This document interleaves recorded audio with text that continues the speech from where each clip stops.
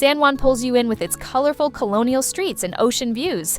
But here's what nobody tells you before you arrive. Tourists make 7 mistakes here that cost them time, money, and sometimes their health. One of these errors has actually killed people. Let me show you what to avoid so your trip doesn't turn into a nightmare. Mistake number 7, underestimating the heat. You step off the plane and immediately feel it, that wall of humidity that makes your clothes stick to your skin within minutes. San Juan sits right in the Caribbean's hottest zone, where temperatures average 80 degrees Fahrenheit with 80% humidity and a dew point of 71.9 degrees Fahrenheit.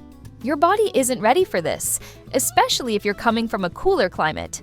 Dehydration sneaks up fast here. Your heart starts racing, you feel exhausted, and before you know it, you're sitting on a curb wondering what went wrong. The fix is simpler than you think. Carry a water bottle everywhere, wear light-colored cotton clothing, and grab a white-brimmed hat before you start exploring. Duck into air-conditioned shops when you need a break, and don't feel guilty about slowing down. Here's a trick that actually works. Pull out your phone, switch to selfie mode, and stick out your tongue. If it's white, you're already dehydrated. Cruise ship passengers especially need to hear this because you only have 8 hours on the island. You're never going to see everything, so stop trying. Enjoy what you do see instead of rushing through every street until you collapse. The heat doesn't care about your itinerary, so respect it before it ruins your entire day here. Mistake number 6, skipping sun protection. Those tourists turning bright red by the pool, they'll be visiting a dermatologist years from now. Puerto Rico's UV index hits 13 on average, which falls into the extremely dangerous category. I've had 5 cancerous skin lesions removed myself, so I'm not exaggerating when I say this sun will damage you. The damage happens whether you feel it or not. That's what makes Caribbean sun so deceptive. You're having fun, taking photos, walking through historic streets, and meanwhile your skin is getting cooked from the inside out. Years later, those carefree vacation days show up as dark spots, premature aging, or worse. Protection goes beyond regular sunblock, though you absolutely need that too. Get yourself SPF 50+ clothing and that white-brimmed hat I mentioned earlier. It's like wearing sun armor all day without having to reapply anything.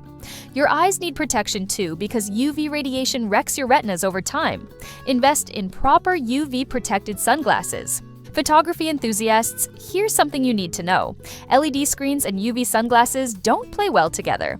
Take off those sunglasses before you frame your shot, or you'll barely see your screen. Small detail, huge difference in getting that perfect Old San Juan photo you came here for. Mistake number 5, wrong footwear choice. Breaking in new shoes while walking over 500-year-old cobblestones is a special kind of torture you don't want to experience. Old San Juan streets are paved with adequines, uneven blue stones that look beautiful but feel brutal on unprepared feet. You'll be climbing hills in Caribbean heat with very little flat ground to rest on. Blisters form fast here.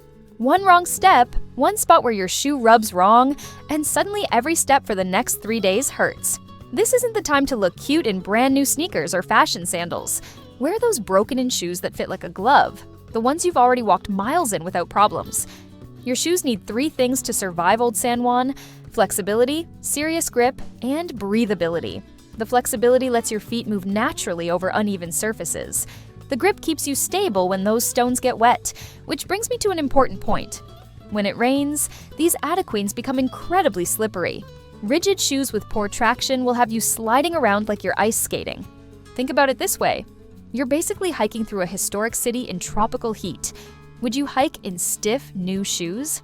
The answer should be absolutely not, and the same logic applies here.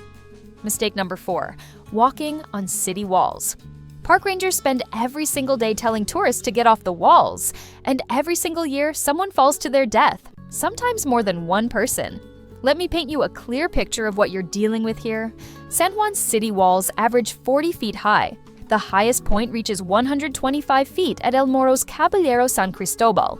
The lowest sections still measure around 20 feet near Paseo de la Princesa. A fall from any of these heights will absolutely ruin your day, and that's if you survive it. I get why people do it. The walls look sturdy, the views seem worth it, and you see other tourists up there getting amazing photos. But here's what those Instagram shots don't show you. The wind gusts that can knock you off balance, the sections where stones have loosened over centuries, the reality that one slip means you're falling onto rocks or concrete below. Your family doesn't want to get that phone call. The US Embassy doesn't want to process those papers. The local authorities are tired of scraping people off the ground below these walls. Stay off them. The view from ground level is just as beautiful, and you'll actually be alive to enjoy it. Mistake number 3. Cycling on wet pavers.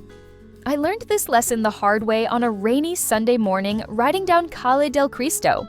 One second I was coasting along, the next second I was sliding on my butt across the wet Adequines right in front of San Juan Cathedral. My ego took the biggest hit that day, but those blue cobblestones are hard as hell. I had a black and blue bruise on my buttock for nearly a month. Scooters are everywhere in San Juan now, and here's the problem. Those rental scooters are way less maneuverable than my aluminum mountain bike was. You see tourists zipping around on them looking confident until the first rain shower hits. Then physics takes over and confidence means nothing. The Adequines are actually made of metal slag, which explains why they're so incredibly hard and slippery when wet. It's not like falling on regular pavement. This is falling on something closer to stone or metal, and your body will remember it for weeks. The pretty blue color doesn't make them any softer. Rain showers pop up suddenly in the Caribbean. You might start your ride in perfect sunshine and hit wet streets 5 minutes later. If you're on a bike or scooter and it starts raining, just stop. Find somewhere to wait it out. Those Instagram-worthy streets turn into skating rinks faster than you think. Have you ever had a travel mishap that taught you a valuable lesson? Share your stories down below. Mistake number 2. Poor trip planning. Picture this. You wake up early to catch the sunrise at El Morro, only to realize the sun rises on the completely wrong side of the fort. You've just wasted your best photography light and half your morning because nobody told you how to plan properly. Location and timing matter more than you think in Old San Juan. Sunrises work for certain spots, sunsets for others, and getting this wrong means mediocre photos instead of spectacular ones. There's actually an app called the Photographer's Ephemeris that solves this problem completely. It shows you exactly where the sun and moon will rise and set from any location on any date. The app is free for Mac and Windows, only $10 for smartphones, and it takes all the guesswork out of planning. You'll know exactly where to stand, what time to be there, and what to expect. This matters whether you're a serious photographer or just want decent vacation photos. Cruise ship passengers face an even bigger challenge because you only have 8 hours total. Trying to see everything in Old San Juan during that time is literally impossible. The walking tour alone takes 6 to 7 hours, and that's without stopping for meals or shopping. Focus on quality over quantity. Pick your top 3 must-see spots and actually enjoy them instead of sprinting past 20 locations and remembering none of them. Mistake number 1. Staying only in Old San Juan. Old San Juan is beautiful, but it's just one tiny piece of Puerto Rico. Tourists who never leave this 7-block historic district are missing the actual soul of the island. The best beaches, cheapest food, and most authentic experiences exist outside the cruise ship bubble. Santurce sits just minutes away by Uber and offers incredible culinary experiences at half the price you'll pay in Old San Juan. Ocean Park Beach gives you that Caribbean beach experience without the tourist markup. These places aren't hidden secrets. They're just beyond where most visitors bother to explore. Here's the real talk about staying in the tourist zone. Everything costs more, everywhere is crowded, and you're seeing the same sanitized version of Puerto Rico that every other cruise passenger sees. The island is only 100 miles by 35 miles. You literally cannot get that lost, and rental cars start at $50 to $100 per day.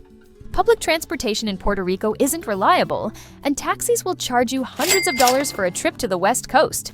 Rent a car if you're staying more than a day.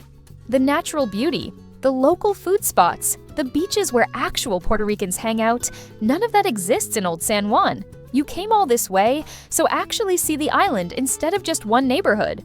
Which of these mistakes surprised you the most? And have you made any of them on your own trips? If you found value in this video, you're gonna love this next one.